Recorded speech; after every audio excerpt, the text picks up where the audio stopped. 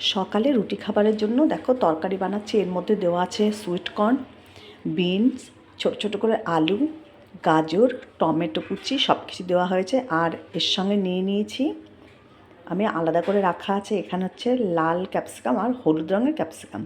আর এর মধ্যে একটা টমেটো আবার একটা কেটে রেখেছি। তো একদম সিম্পলভাবে তরকারিটা করছি রুটি খাবার জন্য। তো ভালো করে এই যে একটু কালো জিরে আমি ফোড়ন দিয়েছি, 5 ফোড়ন দিইনি। আর পরিমাণ মতো একটু নুন দিয়ে দিলাম, সামান্য করে তেল দিয়েছি, বেশি তেল কিন্তু একদমই দিইনি। তো ভালো করে ফোড়ন দিয়ে নাড়াচাড়া করে এই দেখো ভালো করে নাড়াচাড়া করে নিয়েছি অল্প তেল দিয়ে। এই দেখো অনেকটা সিদ্ধ হয়ে গেছে, ঢেকে ঢেকে এটাকে কষিয়ে নিচ্ছি। এবার আমি ওই লাল আর হলুদ যে ক্যাপসিকাম আর টমেটো এর মধ্যে এবার দিয়ে দিচ্ছি। এটা অনেকটা পরেই দিচ্ছি কারণ এটা খুব নরম হয়। এবার আবার একটু কষিয়ে তারপর এর মধ্যে আমি পরিমাণ মতন জল ঢেলে নেব। আর একটা কাঁচা লঙ্কা কুচি করে দিয়ে দিয়েছি। আর এর মধ্যে কিন্তু কোনো মশলা আমি দেব না। এই দেখো জল দিয়ে দিচ্ছি, আর একটু জল লাগবে।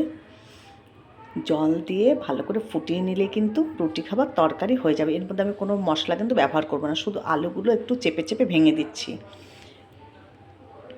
আর এর মধ্যে একটু অল্প করে চিনি দিয়ে দেবো ওপর দিয়ে, তাহলে কিন্তু রুটি খাবার তরকারি একেবারে রেডি হয়ে যাবে। দেখো হয়ে এসেছে, এই যে নামিয়ে নিলাম। কর্ন দিয়ে, সুইট কর্ন দিয়ে আর ক্যাপসিকাম দিয়ে তরকারি।